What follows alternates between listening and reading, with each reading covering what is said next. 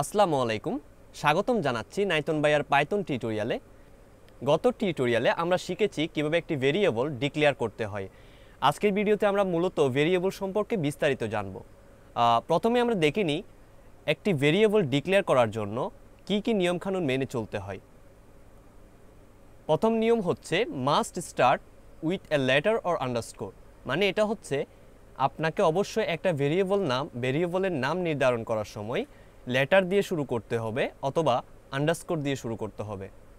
তারপর must consist of letter and numbers and underscore, মানে হচ্ছে একটি ভেরিয়েবল নামের মধ্যে অবশ্যই কিন্তু লেটার অথবা নাম্বার অথবা আন্ডারস্কোর থাকতে হবে।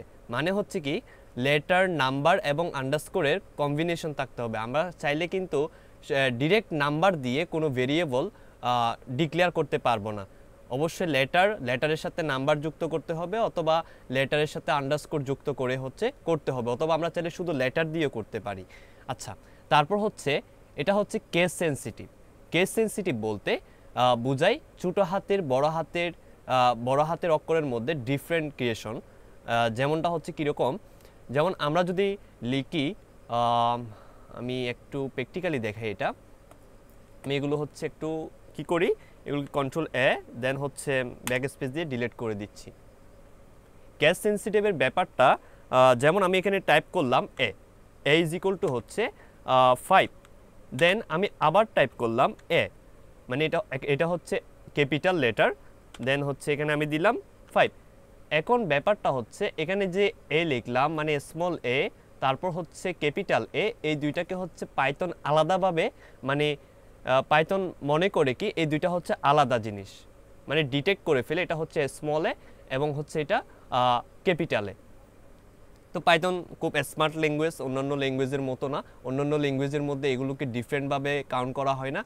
ক্যাপিটাল এ লিখলে যেটা হবে স্মল এ লিখলেও সেম কাজই হবে। আচ্ছা, যেমন আমি এখানে যদি টাইপ করি নেম, এগুলো হচ্ছে সব স্মল লেটার লিখলাম, নেম ইকুয়াল, দেন দিলাম আমি কি পাইথন, তারপর আবার নেম দিচ্ছি, এগুলো সব আমি ক্যাপিটালই দিই, নেম ইকুয়াল হচ্ছে বাংলাদেশ। এখন আমি যদি এগুলোকে প্রিন্ট আউট করি, প্রিন্ট আউট করার জন্য প্রিন্ট লিখলাম, দেন হচ্ছে টাইপ করব নেম, তারপর হচ্ছে আবার প্রিন্ট করব ক্যাপিটাল নেম।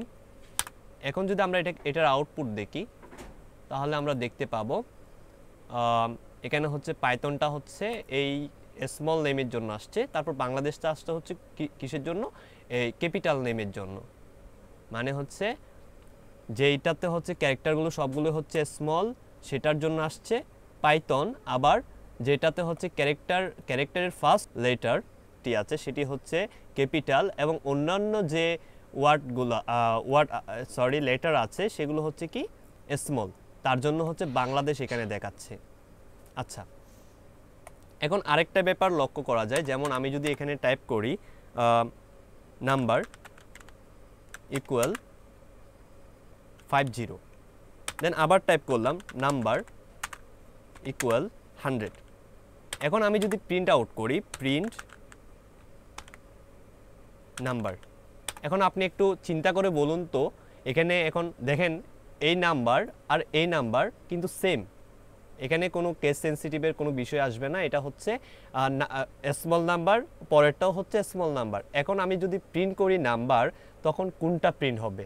আপনি ভিডিওতে পারলে পজ করে কমেন্টে জানিয়ে দিন, সেটি কি 50 প্রিন্ট হবে নাকি 100 প্রিন্ট হবে। আচ্ছা, আমি একটু দেখিনি এখানে হচ্ছে কি প্রিন্ট হয়, এখানে হচ্ছে 100 প্রিন্ট হচ্ছে, মানে 100 প্রিন্ট হচ্ছে। আচ্ছা, এটি হওয়ার কারণ হচ্ছে ভেরিয়েবল যখন আমরা প্রিন্ট করি তখন সে হচ্ছে একদম শেষের লাইনে যেটা থাকবে, মানে এই নাম্বার নামের শেষের লাইনে যে ভ্যালুটা থাকবে সেটাই হচ্ছে প্রিন্ট করবে। এখন যদি আমি নাম্বার ইকুয়াল যদি আবার আরেকটা করে দিই, যেমন নাম্বার ইকুয়াল করে দিলাম 500, এখন কিন্তু আবার 500ই প্রিন্ট হবে। তার মানে হচ্ছে একদম শেষে যেটি থাকবে তাকেই হচ্ছে প্রিন্ট করবে। তারপর আসি আরেকটা ব্যাপার, যেমনটা আমরা নেম লেখার সময় কি করি, নেম লিখলাম, দেন হচ্ছে আমি যদি টাইপ করি এখানে সিঙ্গেল ডাবল কোটেশন, দেন হচ্ছে নাইথন ভাইয়া। আচ্ছা, এখন আমরা যদি প্রিন্ট করি এটাকে, প্রিন্ট নাইথন ভাইয়া। আচ্ছা সরি, প্রিন্ট নাইথন ভাইয়া হবে না, এখানে আমরা ভেরিয়েবলের নামটাই দিতে হবে, নেম। আচ্ছা, এটা যদি আমরা প্রিন্ট করি তাহলে হচ্ছে নাইথন ভাইয়া একদম ফাটাফাট সুন্দর মতো হচ্ছে প্রিন্ট হয়ে গিয়েছে। কিন্তু প্রবলেমটা হবে তখনই যখন আমরা হচ্ছে ডাবল কোটেশন ইউজ না করে, ডাবল কোটেশন ইউজ করলাম, এখানে প্রথমে হচ্ছে ডাবল কোটেশন ইউজ করলাম, দেন হচ্ছে যদি একটা সিঙ্গেল কোটেশন দিই তাহলে হচ্ছে আমাদেরকে একটা এরর শো করাবে।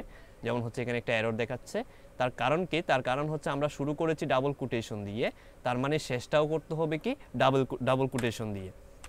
এখন আমরা যদি শুরু করি সিঙ্গেল কোটেশন দিয়ে তাহলে হচ্ছে আবার শেষ করার সময়ে কি দিতে হবে? Single quotation. তার মানে হচ্ছে আমরা যদি ডাবল কোটেশন দিই তাহলে শুধু ডাবল কোটেশনই দিব, আর যদি সিঙ্গেল কোটেশন ইউজ করি তাহলে শুধু সিঙ্গেল কোটেশন ইউজ করব। আচ্ছা, এরপর আরেকটা ব্যাপার, আমরা ভেরিয়েবল নাম ডিক্লেয়ার করার সময় যেমন এরকম ফার্স্ট নেম এভাবে হচ্ছে প্রথমে হচ্ছে নাম্বার দেওয়া যাবে না, মানে একদম প্রথমে নাম্বার দেওয়া যাবে না। আপনি চাইলে কিন্তু আন্ডারস্কোর দিতে পারেন, এরকম আন্ডারস্কোর দিয়ে হচ্ছে ভেরিয়েবল নাম ডিক্লেয়ার করতে পারেন, বাট কখনো নাম্বার দিয়ে ভেরিয়েবলের নাম স্টার্ট হওয়া যাবে না।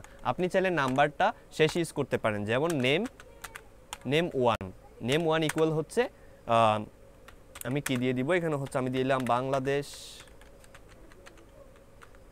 আচ্ছা, এরপর আরেকটা ব্যাপার হচ্ছে আপনি যখন ভেরিয়েবলের নাম লিখবেন তখন হচ্ছে কোনো স্পেস দিতে পারবেন না। যেমন আমি এরকম লিখতে পারি FIRST ফার্স্ট নেম, এভাবে কিন্তু আপনি কি করতে পারবেন না, এভাবে হচ্ছে কোনো ভেরিয়েবলের নাম ডিক্লেয়ার করলে হবে না। আপনাকে দুইটা ওয়ার্ডকে জোড়া লাগানোর জন্য দুইটার মাঝে হচ্ছে একটা আন্ডারস্কোর দিতে হবে সব সময়।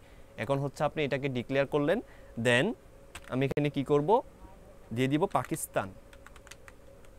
ওকে, এখন আমি যদি দুইটাকে প্রিন্ট করি তাহলে আমি দেখতে পাবো একটাতে হচ্ছে বাংলাদেশ আসবে আর একটাতে পাকিস্তান আসবে। যেমন প্রিন্ট নাম্বার, নাও প্রিন্ট নেম ওয়ান, দেন হচ্ছে প্রিন্ট ফার্স্ট নেম। এখন যদি আমরা প্রিন্ট করি তাহলে দেখতে পাবো বাংলাদেশ এসেছে, তারপর হচ্ছে এখানে কি এসেছে, পাকিস্তান এসেছে। আচ্ছা, তো আজকের ভিডিও হচ্ছে এই পর্যন্ত। এই ভিডিওতে আমরা জানলাম আমরা যদি কোনো ভেরিয়েবল নেম ডিক্লেয়ার করি, ডিক্লেয়ার করার পর যদি আমরা স্ট্রিংয়ের